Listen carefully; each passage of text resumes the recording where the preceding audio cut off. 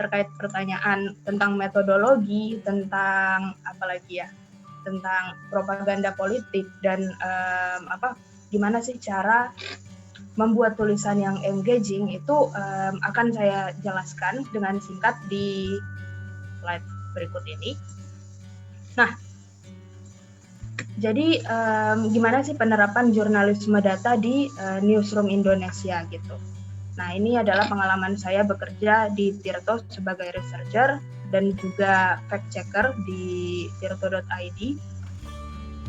Jadi seperti yang tadi udah dibahas singkat sama Mbak Tami ya, ada yang namanya mencari angle dalam data itu ada bermacam-macam.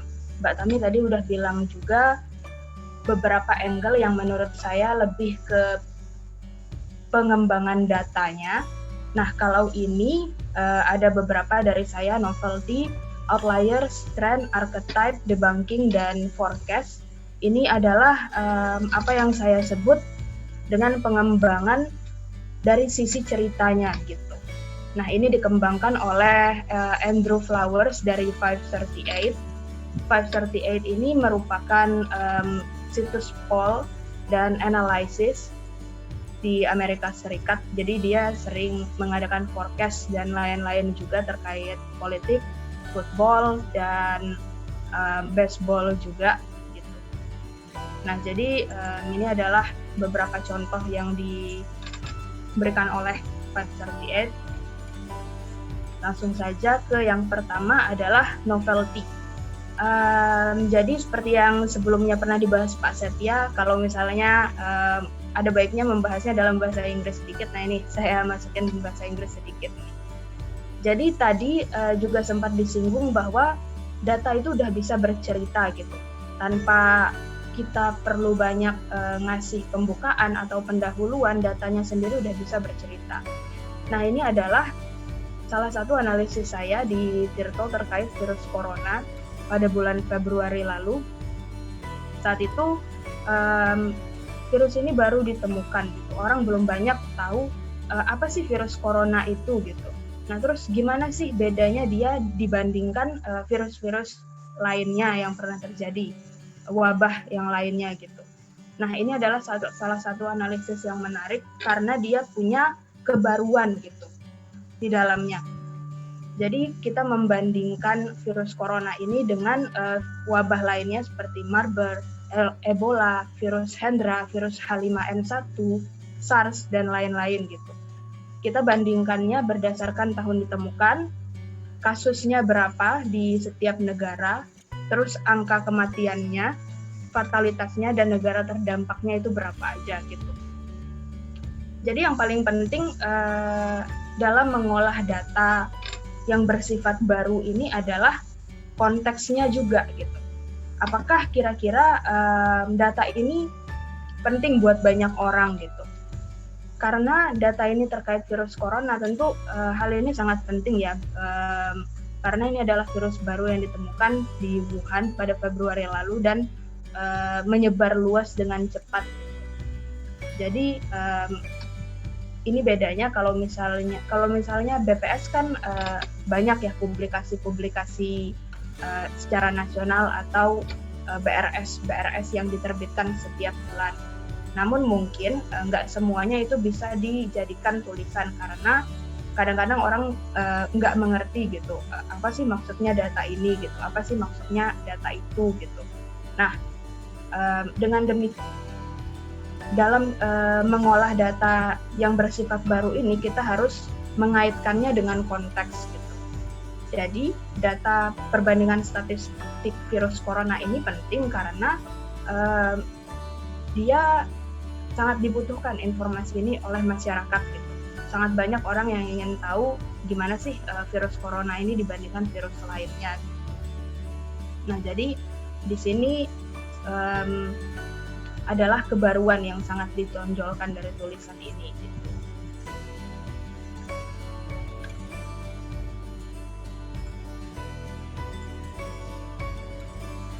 Nah, selanjutnya contoh yang lainnya terkait kebaruan juga adalah data yang saya rangkum terkait dinasti politik di Pilkada 2020 gitu. Nah, ini adalah gimana sih dinasti politik itu di Pilkada 2020. Memang sih tema dinasti politik sendiri bukan tema yang baru. Tetapi karena Pilkada 2020 akan segera dilangsungkan, kita juga ingin tahu siapa-siapa aja sih kira-kira yang bakal maju di sana, dia dari partai mana aja, dia anak pejabat mana gitu. Hal ini penting untuk diketahui publik agar mereka bisa menetapkan pilihan yang tepat gitu di daerah mereka gitu. Nah, ini kita bisa lihat misalnya namanya siapa gitu kan. Nah, terus keterkaitannya dengan politisi itu bagaimana gitu. Dia di daerah mana aja sih gitu, dan dari partai mana aja gitu. Jadi kita bisa kategoriin di sini sehingga masyarakat tuh nanti bisa mengambil keputusan terbaik gitu terkait pilihan politiknya. Nah, ini yang tadi yang pertama yaitu novelty, kebaruan datanya itu sendiri gitu.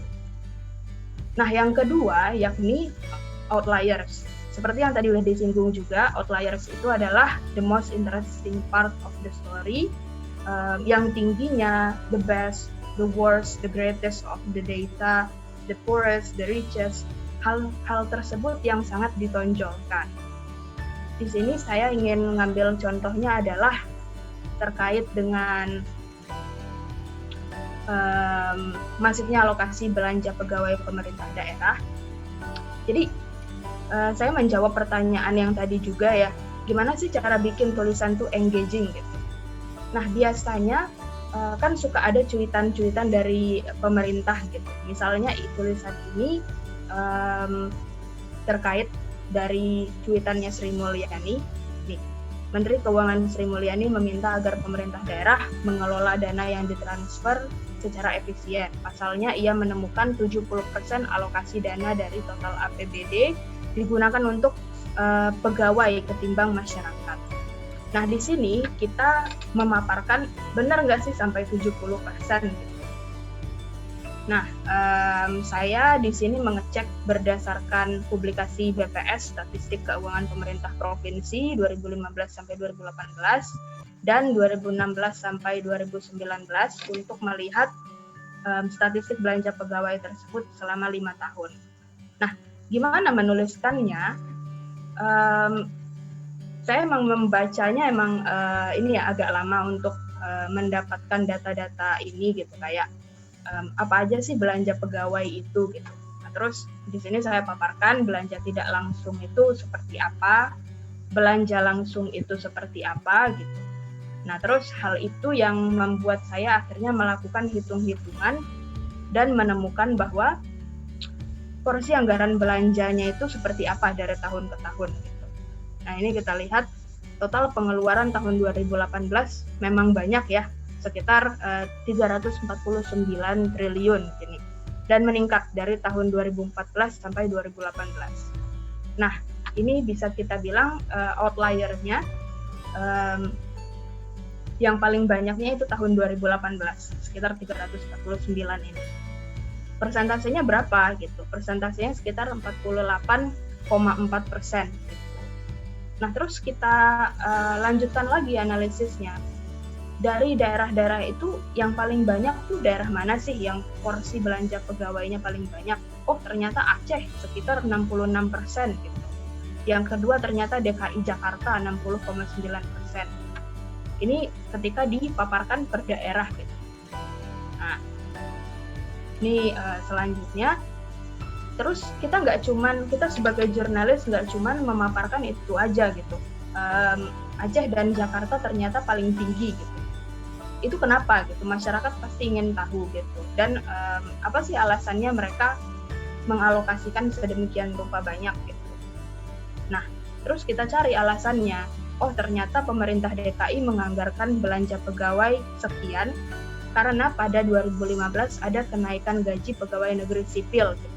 Itu salah satu penyebabnya gitu. Nah, jadi kita bisa menyimpulkan hal tersebut karena ada alasan-alasannya gitu. Jadi kita sebagai jurnalis nggak cuman ngasih data doang terus membuat publik berasumsi yang macam-macam gitu. kita mencegah hal-hal seperti itu gitu. Dan kita juga membuktikan di sini bahwa secara umum belanja porsi anggaran pegawai terhadap belanja pemerintah provinsi secara umum itu sekitar 48,4% gitu. Yang disebut Sri Mulyani ini 70% mungkin karena beliau melihat per daerahnya langsung gitu ya. Sementara yang Aceh tadi yang paling banyak adalah 66% gitu. Yang selanjutnya,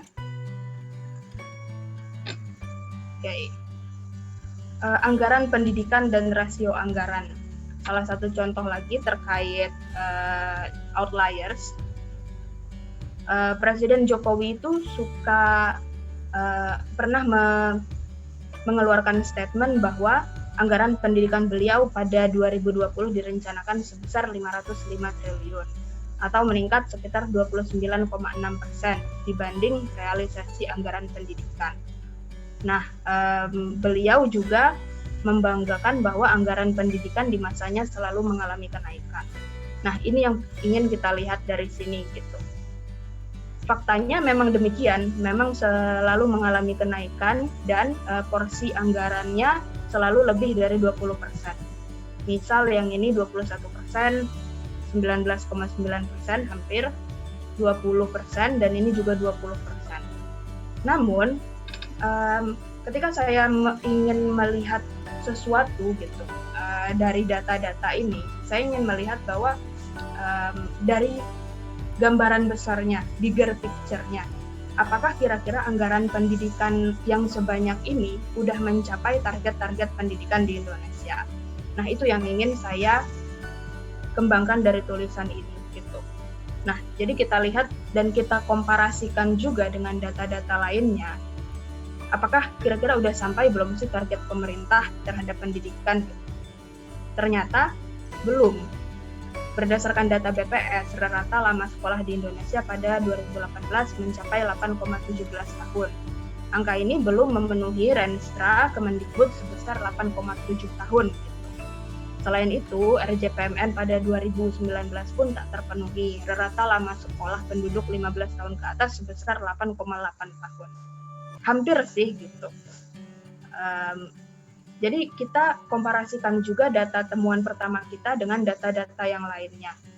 Sehingga kesimpulannya di sini adalah jurnalis itu juga harus paham gitu. Publikasi-publikasi dari pemerintah itu apa aja sih gitu. Gimana sih cara mengomparasikan satu data dengan data yang lainnya agar kita bisa membuat tulisan yang utuh gitu. Nah, selain itu, pendidikan itu fungsinya untuk apa? Yaitu adalah untuk tenaga kerja. Nah, gimana sih bursa tenaga kerja Indonesia gitu? Nah, kita lihat di sini selama 2014 hingga 2018, seperempat dari tenaga kerja Indonesia merupakan lulusan SD. Hanya pada 2019, lulusan SMA mendominasi pangsa tenaga kerja, yakni 20,15%. Nah, terus yang keduanya yaitu lulusan SMP. Kenapa hal ini matters gitu? Hal ini matters karena Indonesia masih kesusahan mengembangkan industri 4.0 dalam beberapa tahun belakangan sebagai janji politik pemerintahan Jokowi gitu. Jadi ternyata lulusan dari sekolah di Indonesia belum bisa masuk ke industri 4.0 gitu. Nah, disinilah data-data ini bisa menjawab pertanyaan yang lebih besar gitu. Dibandingkan cuman meningkatkan anggaran pendidikan, tapi ternyata outputnya kita masih kurang nih gitu. Jadi kita bisa memperlihatkan data juga kemana sih kita harusnya fokus ke pengembangan pendidikan selanjutnya. Oke, selanjutnya. Nah, trend. Nah, teman-teman BPS pasti udah sering banget ngelihat yang namanya tren dari tahun ke tahun, gimana sih pergerakan sesuatu gitu. Nah, gimana hal itu diimplementasikan ke dalam berita? Oke, kita punya time series argument, something getting bigger, something getting smaller, dan namun hal itu sebenarnya punya banyak banget komplikasi di dalamnya gitu jika kita tidak hati-hati dalam menjelaskan. Salah satu contohnya di sini adalah berita yang saya tulis pada tahun 2018 untuk merespon isu terkait bom di Surabaya gitu. Jadi jenis berita itu kan macam-macam ya, banyak banget yang namanya breaking news. Nah terus berita-berita analisis terkait pelaku, terkait motif dari kekerasan ini gitu. Nah kadang-kadang media itu emang punya tendensi untuk drawing conclusion, membuat konklusi yang justru padahal salah gitu. Atau misalnya membuat isu-isu tertentu yang belum terbukti benar. Misalnya dari sini adalah mengaitkan isu kekerasan terkait dengan kelompok-kelompok tertentu atau agama tertentu. Nah, di sini kita jadi penting untuk melihat sebenarnya kekerasan atau terorisme di Indonesia itu sendiri dari pertama kali terjadi pada tahun 1977 seperti yang direcord oleh Global Terrorism Database ini dan X-Ray Story Maps pada 2017 dan 2018, aksinya itu gimana sih di Indonesia gitu.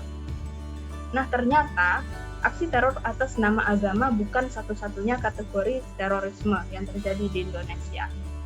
Yang banyak itu adalah aksi separatis, yakni 751 insiden dan sebagian besar diantaranya adalah aksi teror karena politik.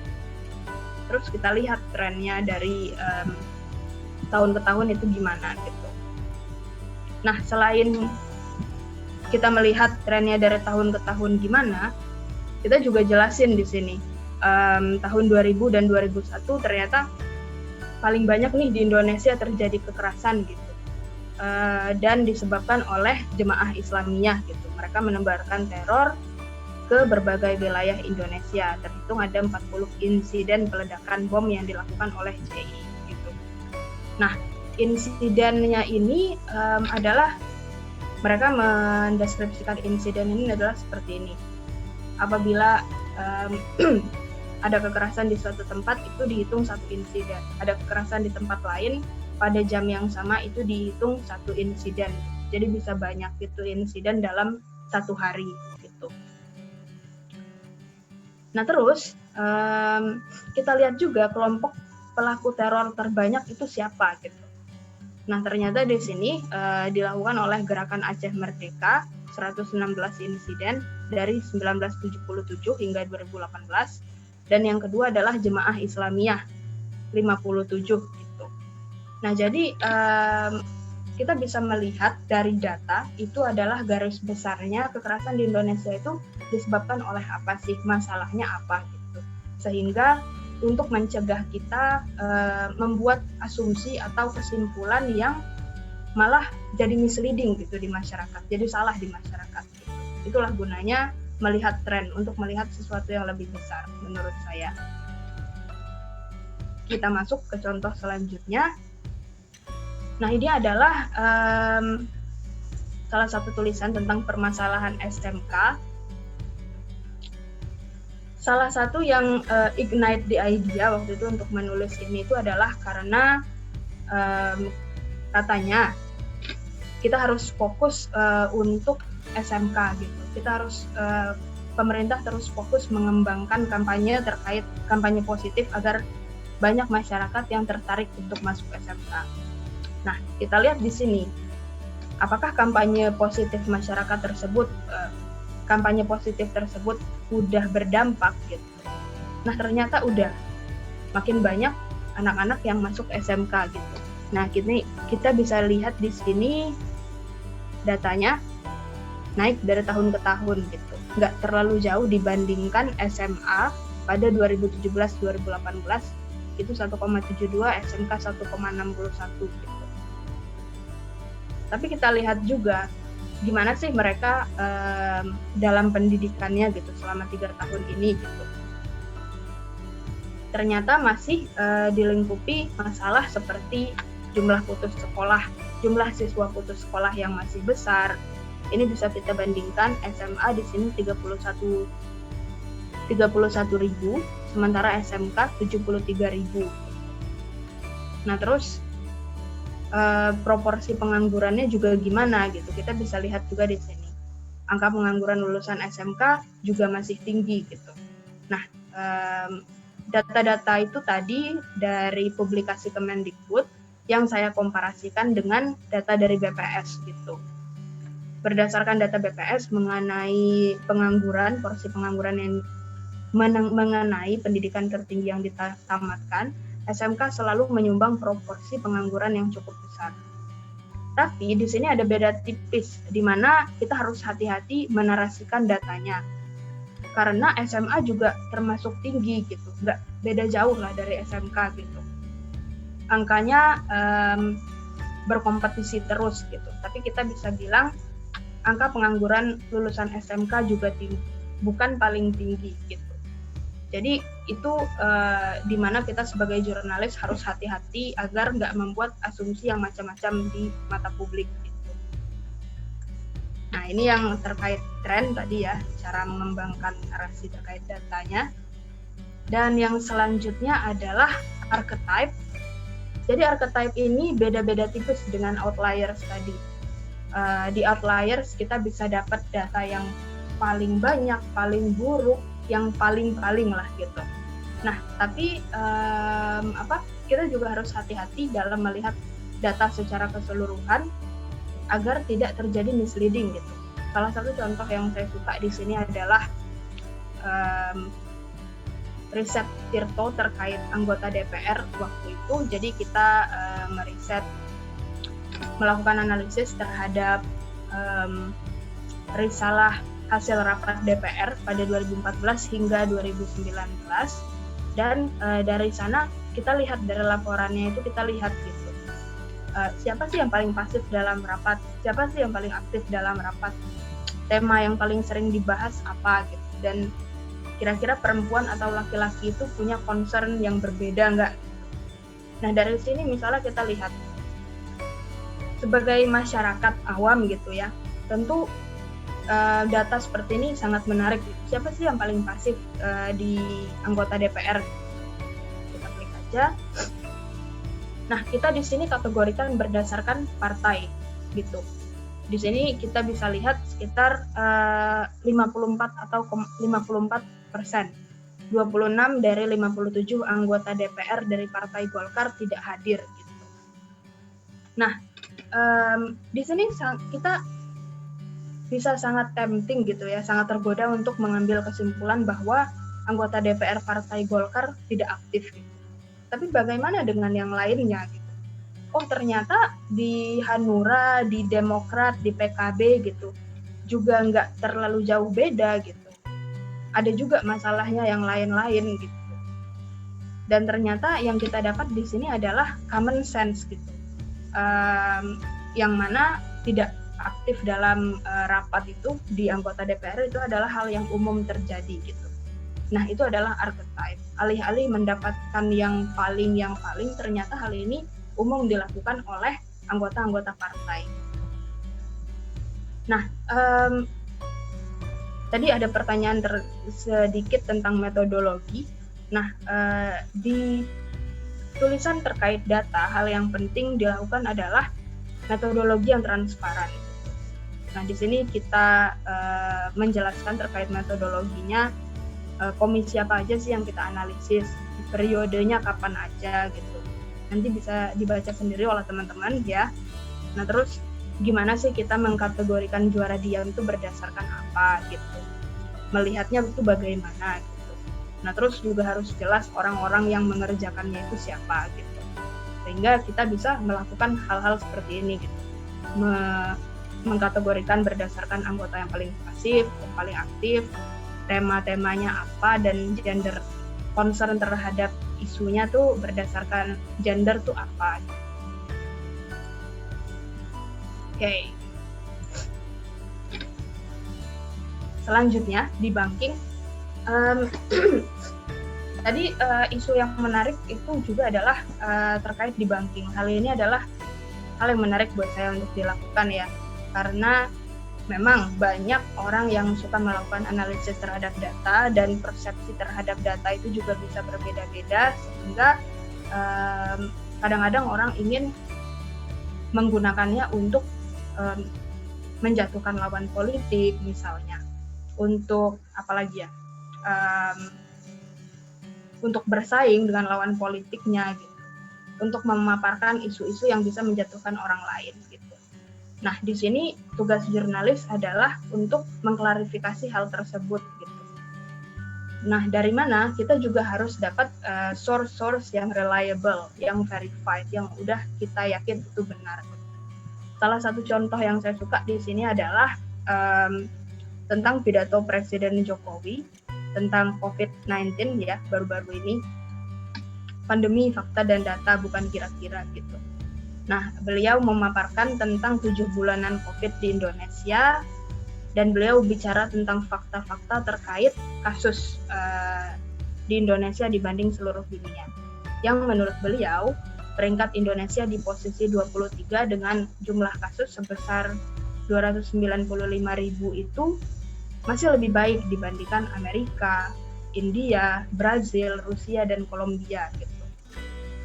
Nah, tapi sebenarnya itu beneran lebih baik nggak sih gitu? Nah, itu yang ingin kita paparkan di sini gitu.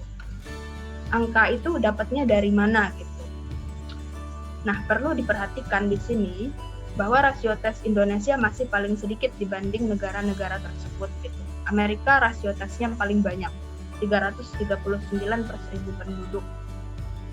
Nah, dilanjutkan dengan Brazil, Kolombia, Meksiko, Indonesia cuma 12 per 1.000 penduduk gitu. Hal ini menyebabkan mereka juga bisa mengidentifikasi lebih banyak kasus gitu. Nah, dengan demikian bagaimana? Tentu kalau misalnya testing kita lebih banyak, kasus yang bisa kita temukan itu lebih banyak. Hal-hal yang tidak ingin disampaikan Jokowi ke publik gitu, bahwa ternyata masalah yang lebih besarnya tuh seperti ini gitu. Nah, terus beliau juga memaparkan tentang pertumbuhan ekonomi, dan menurut beliau tidak ada negara yang tidak turun ekonominya.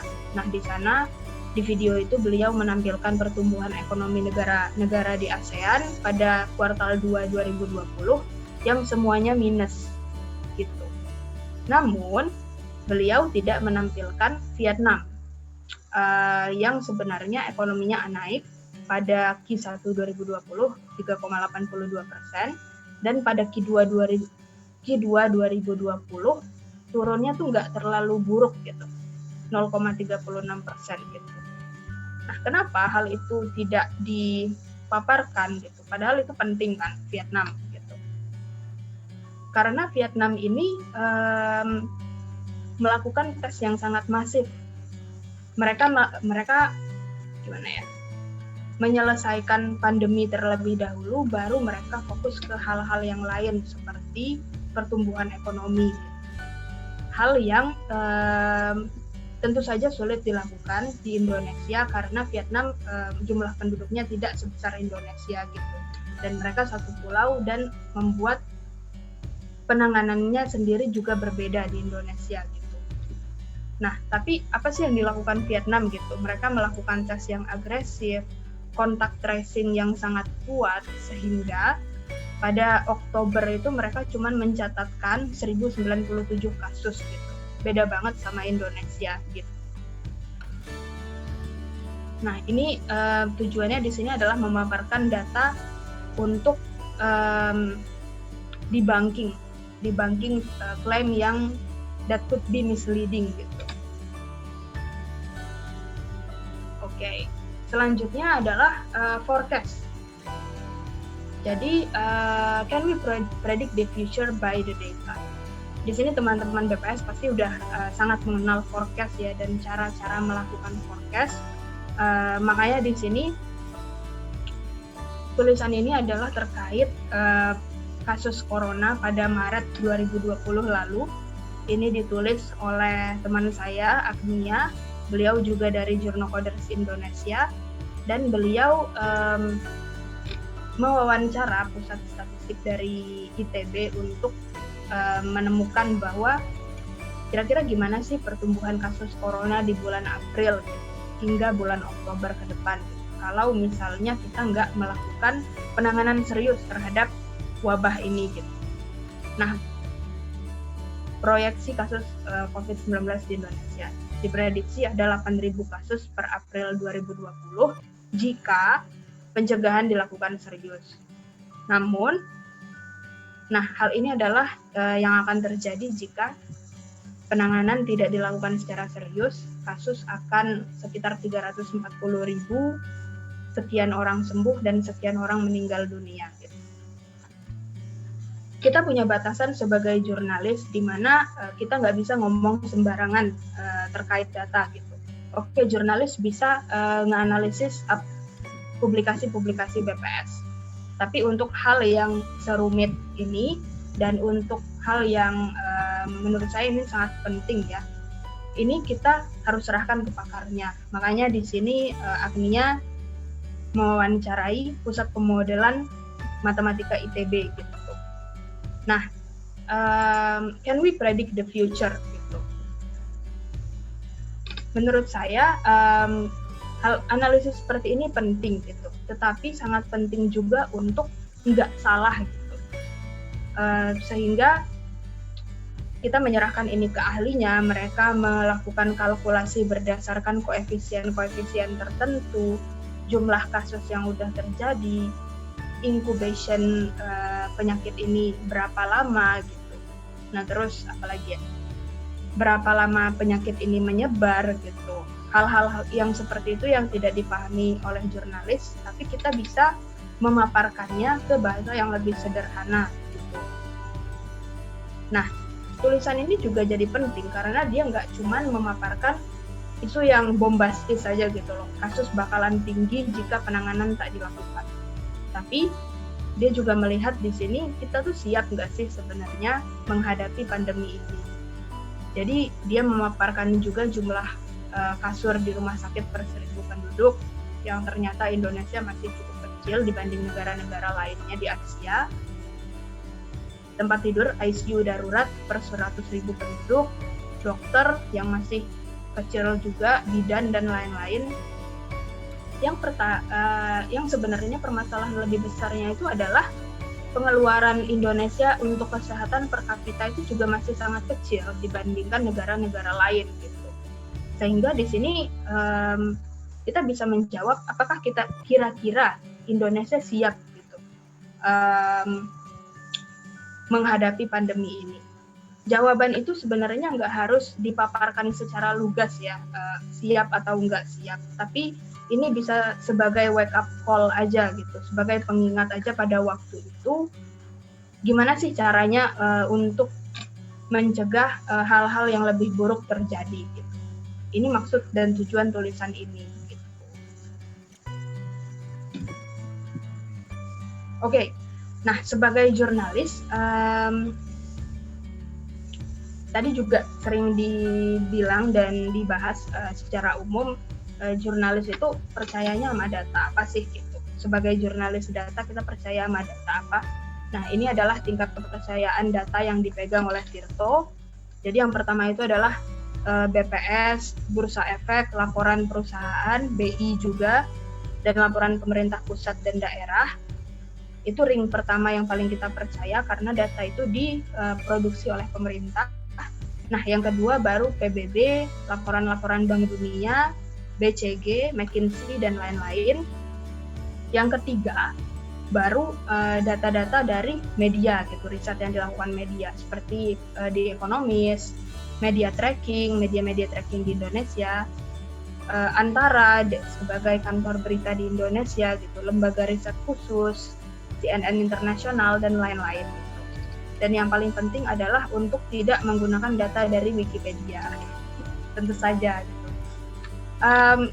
Kenapa hal ini penting? Gitu? Kenapa data pemerintah yang paling kita percaya? Tentunya karena metodologi yang kita percaya adalah dari pemerintah. Gitu. Mereka yang paling tahu, misalnya gimana caranya menghitung kemiskinan di Indonesia. Gitu. BPS tentu punya hitungan-hitungan yang menurut mereka pas jika diterapkan di Indonesia. beda metodologinya dengan yang dipakai oleh Bank Dunia. Tapi sebagai jurnalis, kita juga bisa membandingkan data dari BPS dengan Bank Dunia. Namun nggak selalu harus mengambil kesimpulan mana yang benar, karena metodologinya berbeda. Itulah tugas kita untuk memaparkan metodologinya itu. Gitu. Nah, mungkin sebelumnya pernah ada ini ya, ramai isu di masyarakat terkait impor beras gitu, di mana data dari pemerintah, misal BPS dan Kementan itu berbeda gitu. Nah, masyarakat umum itu banyak yang bingung kira-kira data mana yang harus dipercaya gitu. Nah, kalau saya pribadi sebagai jurnalis, menurut saya adalah yang paling penting adalah kita memaparkan datanya. Kementan itu berdasarkan apa sih menghitung metodologinya sehingga mendapatkan angka impor sekian gitu. BPS berdasarkan apa gitu. Terus lembaga lain berdasarkan apa gitu, sehingga masyarakat itu jadi lebih paham kenapa angka ini berbeda gitu. Tujuan kita sebagai jurnalis sebenarnya bukan untuk exaggerating, bukan untuk melebih-lebihkan atau misalnya membuat seseorang berpandangan tendensius gitu ya, alih-alih, tapi menjelaskan ini nih kejadiannya sebenarnya kenapa, datanya itu kenapa bisa berbeda, agar pembuat kebijakan itu juga bisa melakukan decision yang tepat gitu terkait impor misalnya gitu. Nah, ini adalah beberapa contoh penerapan jurnalisme data di newsroom, beberapa produk dari Tirto, Lokadata, dan Katadata sebagai media-media di Indonesia yang kenceng gitu ya data jurnalismenya. Mungkin nanti bisa di-review sendiri. Nah, ini adalah persepsi orang awam lah istilahnya terhadap publikasi pemerintah, mungkin dalam hal ini terhadap publikasi BPS, yang mana keterampilan dalam mengolah data dan bercerita itu masih kurang, sehingga masih belum banyak jurnalis yang bisa mengintegrasikan data ke dalam tulisan mereka, dan tentu perlu keterampilan sendiri untuk mengetahui publikasi-publikasi pemerintah dan memahaminya. Misalnya tadi kita nulis tentang data gitu, tapi kita nggak cuma ingin memaparkan data pertumbuhan ekonomi aja gitu, tapi kita juga ingin melihat sebenarnya pertumbuhan ekonomi kita itu dari tahun ke tahun itu gimana sih gitu, dibandingkan dengan negara-negara lainnya gimana, terus kita bandingkan juga dengan publikasi-publikasi BPS yang cocok gitu. Misal dalam hal ini mungkin ini saya pikirin aja dikit, misal koefisien Gini kita, terus PDB kita gitu. Tentu butuh edukasi tersendiri ya terhadap jurnalis dan terhadap masyarakat agar mereka bisa memahami gitu publikasi-publikasi yang cocok terkait tulisan data. Nah, terus salah satu kesulitan yang saya alami ketika mengakses data BPS, misalnya publikasinya masih dalam PDF. BRS atau statistik Indonesia, statistik Sumatera Barat misalnya gitu, itu masih dalam bentuk PDF sehingga nggak terlalu cepat gitu masukin ke Excel untuk dianalisis gitu, dan masih harus dibersihkan lagi datanya gitu kan, misal ngapusin koma, ngapusin spasi di antara angka gitu. Nah, terus publikasi statistik lokal yang belum lengkap. Jadi saya itu sebenarnya suka menganalisis baca-baca statistik daerah gitu. Misalnya dari tahun ke tahun, Sumatera Barat dalam angka 2009, 2010, saya suka lihat dalam waktu 10 tahun gitu. Hal itu pentingnya kenapa gitu. Jadi ketika waktu itu melakukan analisis terkait Aceh, gimana sih dampak tsunami di Aceh gitu terhadap perekonomian Aceh, dinilai dari 10 tahun setelah tsunami gitu. Jadi saya itu ingin melihat gimana pertumbuhan ekonomi Aceh dan hal-hal terkait itu dari tahun 2000 hingga 2010. Namun waktu itu saya nggak menemukan publikasi-publikasi terkait seperti Aceh dalam angka itu dari tahun 2000 ya, yang udah ada di BPS daerah, sehingga datanya itu banyak yang bolong-bolong gitu waktu itu. Gitu. Jadi kita nggak bisa menilai dari setelah bencana terjadi aja, tapi juga sebelum bencana terjadi, sehingga kita dapat gambaran yang menyeluruh tentang sesuatu. Nah, oke, kira-kira dari saya itu aja.